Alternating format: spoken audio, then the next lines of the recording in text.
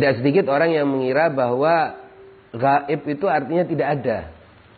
Sesuatu yang tidak ada. Padahal semua orang beriman harus memiliki keyakinan tentang yang gaib. Bahkan orang yang tidak beriman juga pasti meyakini yang gaib. Yaitu sesuatu yang tidak dia rasakan, tidak dia indra, tidak dia sadari, tetapi ada dan nyata bahkan mempengaruhi kehidupannya. Yang paling sederhana mungkin kita bisa ambil contoh gelombang suara. Orang pada umumnya dengan indera yang tanpa bantuan alat, dia tidak akan bisa menangkap gelombang suara. Atau melihat, atau merasakan. Kecuali dia mendengar suaranya. Padahal ada suara-suara yang lebih rendah daripada yang bisa ditangkap oleh telinga kita.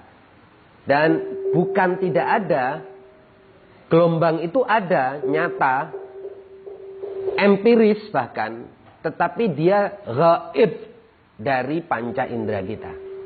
Itu arti kata gaib secara definisi umum. Yaitu apa yang tidak mampu kita tangkap dan tidak mampu kita terima menggunakan alat-alat penerimaan indrawi yang umum kita miliki. Itu satu contoh gelombang suara. Juga gelombang-gelombang lain, gelombang elektromagnetik, gelombang elektro sendiri, dan sekian banyak lain kenyataan dan realitas yang tidak mampu kita tangkap. Padahal sangat mempengaruhi kita. Ini juga disebut dengan gaib. Tapi ini adalah gaib tingkat yang rendah. Nah, karena kegaiban itu memiliki tingkat-tingkat. Bahkan sebetulnya seluruh realitas dalam bahasa para ulama dan ahli-ahli Islam mengatakan seluruh realitas itu memiliki tingkatan-tingkatan.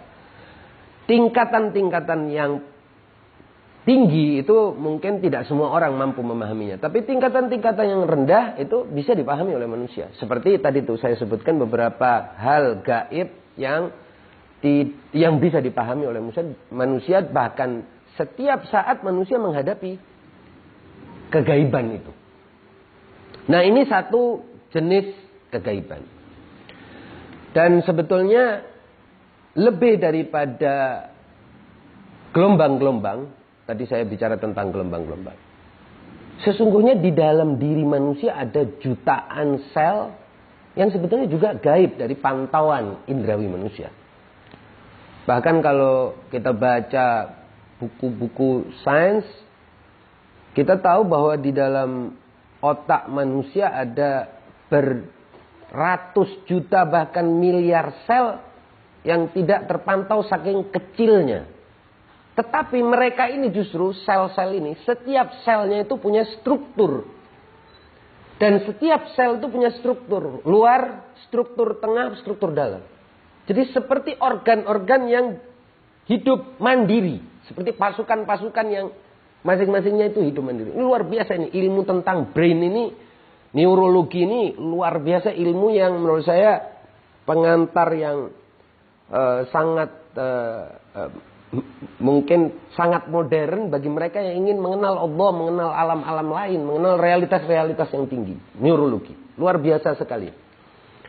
Bahkan setiap sel di dalam berjuta-juta atau beratus-ratus juta sel itu ada koordinatornya.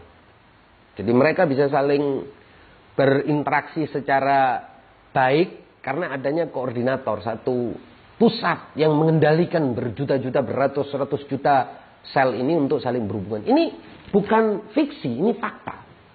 Jadi kalau kita kagum melihat lebah yang tertib, terjadwal dan memiliki rutinitas yang mekanik seperti itu, sebetulnya itu di otak kita sendiri ada peristiwa serupa yang jauh lebih dahsyat, lebih canggih dan lebih indah. Nah, semua itu tidak tampak oleh kita. Ini juga jenis kegaiban. jenis kegaiban lain. Di samping itu juga biasanya orang juga menyebut tentang kegaiban itu dalam rangka menjelaskan tentang apa itu kegaiban di tingkat-tingkatan yang juga tidak terlalu tinggi, itu adalah kegaiban jiwa kita.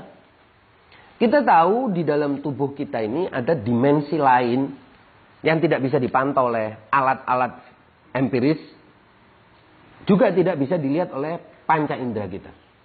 Tidak bisa dilihat oleh mata kita, tidak bisa diraba oleh tangan kita, maupun tidak bisa dibau oleh penciuman kita dan lain sebagainya. Tetapi dia nyata, jelas. Dan dia bukan tubuh kita. Ini orang menyebutnya dengan jiwa. Mungkin kalau kita baca tulisan Daniel Goleman tentang emotional intelligence, ya, kecerdasan emosional yang sempat gempar dan geger di awal 90-an, kita tahu bahwa emosi itu adalah bagian di dalam diri manusia yang konon katanya tersambung ke dalam otak juga. Tadi ini kita bahas tentang otak. Ada satu bagian dalam otak yang namanya amigdala yang menyambungkan postur fisik manusia ini dengan emosi yang abstrak. Mereka mengaku itu sesuatu yang abstrak. Sesuatu yang tidak bisa dilihat, tidak bisa dipantau secara, atau tidak bisa diobservasi secara empiris. Tapi ada. Dan bukan hanya ada, barang itu menggerakkan kita.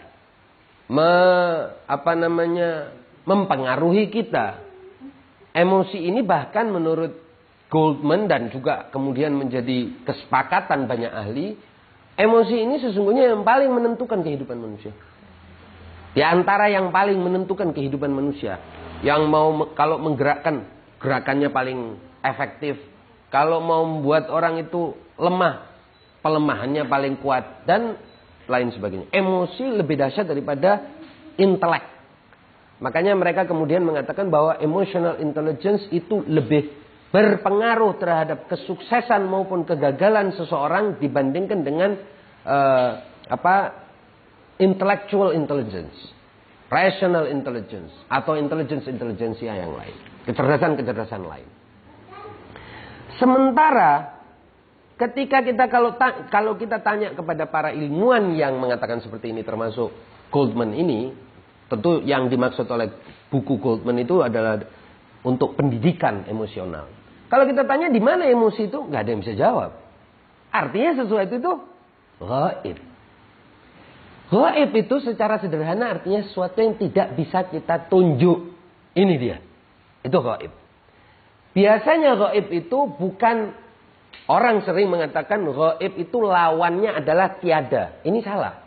Lawannya gaib adalah hadir. Presence, kalau bahasa Inggris ya. Presence itu apa? Sesuatu yang bisa kita tunjuk. Bisa kita bisa kita isyarati. Bisa kita kasih tahu ini dia.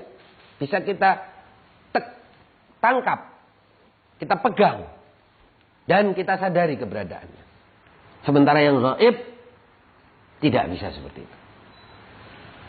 Tetapi yang gaib itu bukan berarti tidak ada, apalagi tidak berpengaruh. Karena kalau kita tidak percaya bahwa yang gaib itu ada, berarti kita tidak percaya dengan keberadaan Allah Subhanahu wa taala sebagai ghaibul ghuyub, yang maha gaib. Yang tidak mungkin manusia bisa menghadirkan.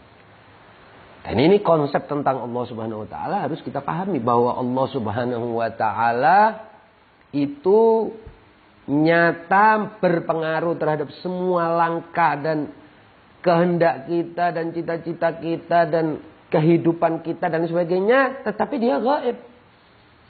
Pengaruhnya artinya tidak bisa kita bilang ini Allah Subhanahu wa taala seperti pikiran sebagian orang, meskipun mungkin secara metaforik bisa kita katakan begitu, bahwa Allah juga pernah mengatakan bahwa aku duduk di dalam hati manusia dan seterusnya, tapi nggak bisa kita bilang ini Allah Subhanahu wa taala. Karena kalau kita mengatakan ini berarti kita batasi Allah. Karena Allah tidak terbatas, maka dia pasti gaib. Dia ada di tempat ini dan ada juga di tempat itu dan di tempat dan hari ini dan kemarin dan besok dan seterusnya, dia ada selalu di mana-mana. Karena dia ada di mana-mana, omnipresence, maka tidak mungkin dia bisa ditunjuk. Oleh sebab itu dia disebut sebagai gaib. kasih.